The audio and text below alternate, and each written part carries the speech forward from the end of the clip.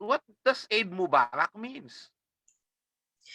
Okay, so hindi naman ako nag-major sa Arabic, no? So I only Yeah. know a few. So basically, kapag sinabi nating Eid, we are talking about a celebration, no?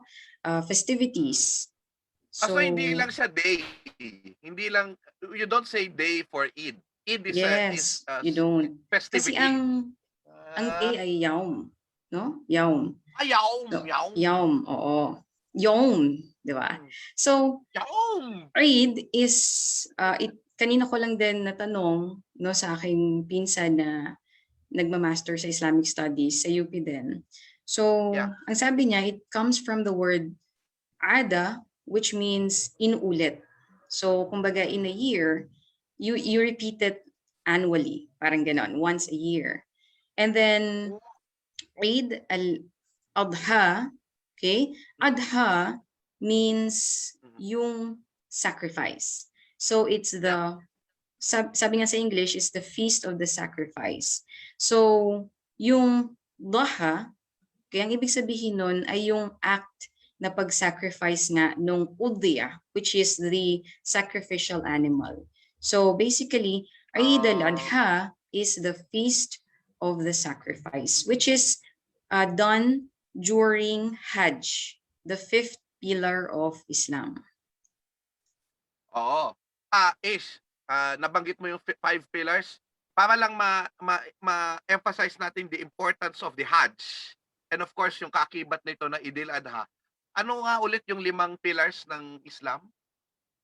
Okay, ang limang pillars of Islam ay number one is the Shahada or yung pag-testify mo that there is no God but Allah and that Prophet Muhammad is His messenger. Ang pangalawa Yes. naman ay yung 5 daily prayers. And then ang pangatlo ay ang fasting. And then ang pang-apat ay ang zakah or interchangeable naman ito. Zakah and then fasting. And then the fifth one is what we call Hajj, Mm. no? Or yung pilgrimage kung ita-translate natin siya. Wait lang. So zakat is the when you give to the poor. Yes, Yes. it's Oo, required oo. 2.5% of your savings, no, to be shared to the poorer, less fortunate community of the ummah. The Jewish tradition, 'di ba, you give your 10% to the church or to the church, to the institutional church.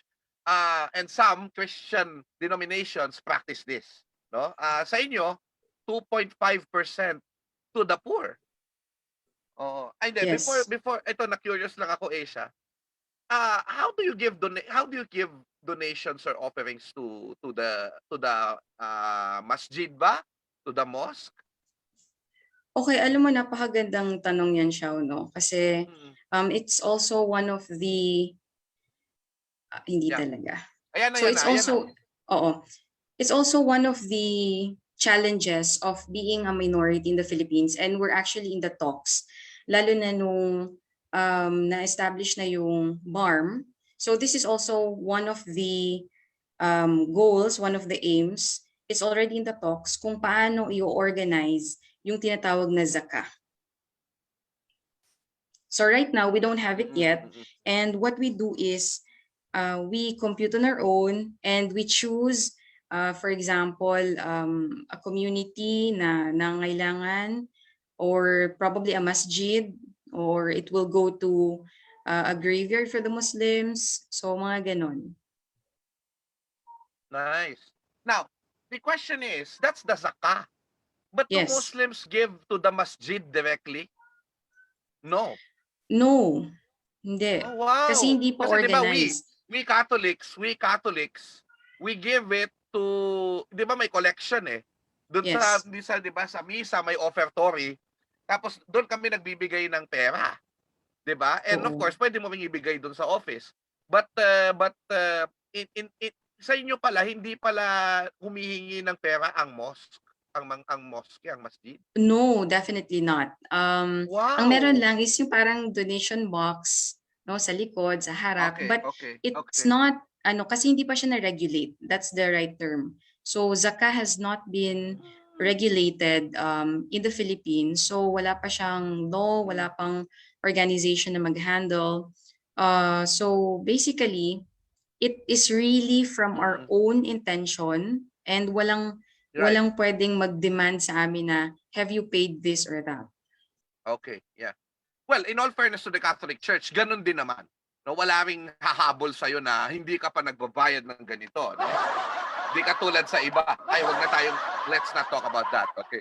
Now, we go to the Hajj, which is the fifth, and siguro mas maganda i-discuss muna natin yung Hajj bago yung Eid'l Adha, di ba? Okay, sige, pwede rin. Sige.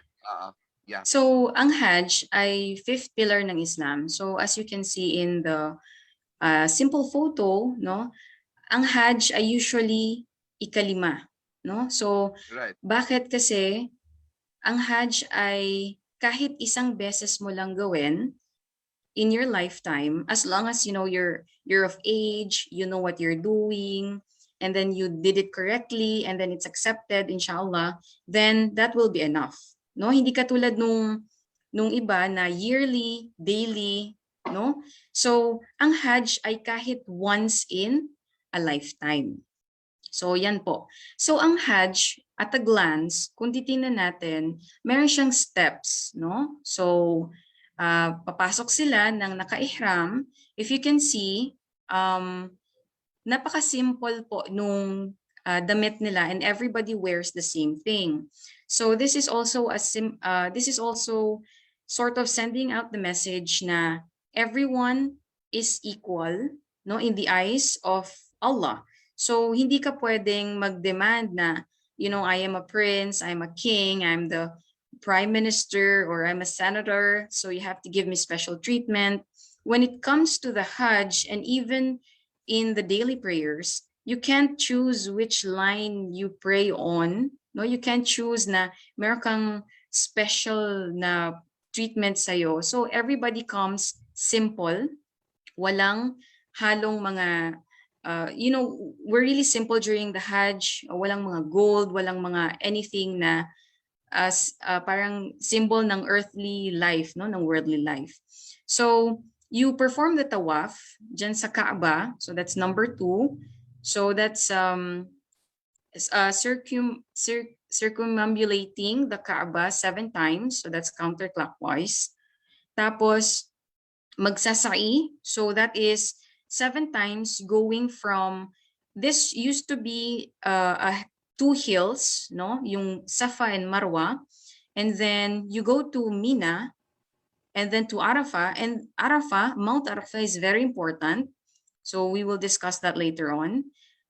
Because the Yawmul Arafah, or the day of Arafah, is the best day of the year for Muslims. And then you spend the night at Muzdalifah. And then ito na yung sinasabi mo, Xiao, na devil stoning, no, sa Jamarat. And then Yan yung favorite ko. Bakit? Okay, so yung number 8 ng demonyo eh. Okay, yung number 8, yan yung ito na yung pagkurban, no? So dito na tayo magsa-sacrifice, which coincides sa celebration ng Eid. So kaninang umaga, after the prayer, we also, syempre hindi kami talaga, we asked someone else to sacrifice our kambing. Okay? So Wait. person, Bakit hindi ikaw yung gumawa, Ish? Bawal kasi ba po, ang hindi po kababaihan? siya, hindi siya ganun kadali. Okay? I mean, mahirap po. Okay. The act of cutting the goat Yes. and killing it, no? Oo. Sorry. Oo. So if Sorry. so if you can, kasi since hindi ka nakapag-Hajj, although yung mga nag-Hajj ay meron din silang sacrifice, no? Pero sa mga hindi nakapag-Hajj, especially ngayon na pandemic, only, Right. I don't know, 1-2% can go. So, ibig sabihin, itong 2 million na to, this is pre-pandemic. Okay? Right. Tapos, naka-count na yan. Meaning, ang Philippines may certain number of slots, ang Indonesia, ang Malaysia, so may ganon.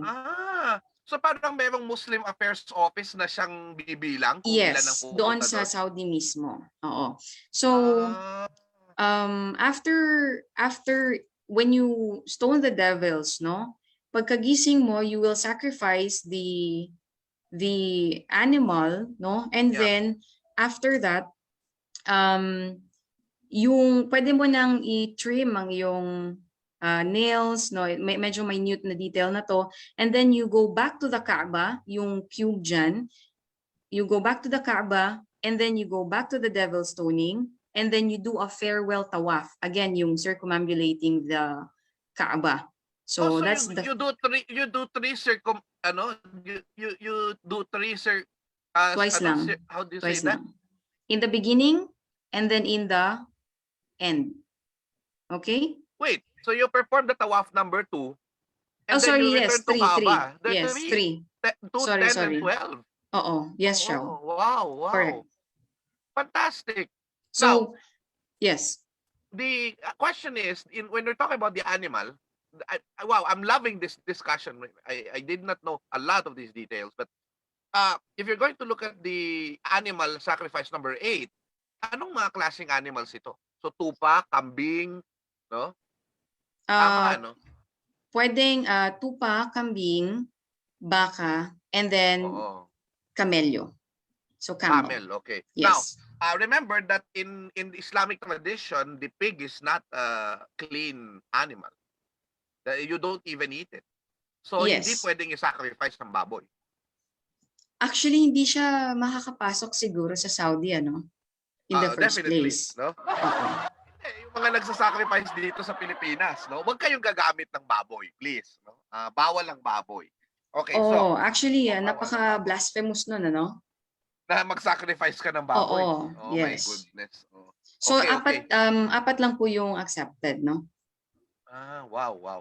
That's a very good ano So, natin, ano? for example, Xiao, no? Kung kaya ng isang Muslim na magpa-sacrifice, kapag ang pipiliin mo ay kambing, isa. Okay? Pero kapag baka naman, you can share the one cow, among 7 people. So, i-divide mo yung amount into 7 people. Now, question is, so how do you do yung sacrificing it, kinain mo siya, kinatay mo siya. Yes. What do you do with it? Napakagandang tanong niyan, Xiao. Because, what do you do with it? in probably non familiar terminologies, no, dun sa Islamic beliefs, ang idea natin ng sacrifice is yung in-offer natin, no, sa deity, right? So parang we leave it there, and then, we don't know what happens to it because we offered it to a deity. Sa amin, it is clear from a hadith that the meat should be divided into 3, no? Yeah. 1/3 would be for your own consumption.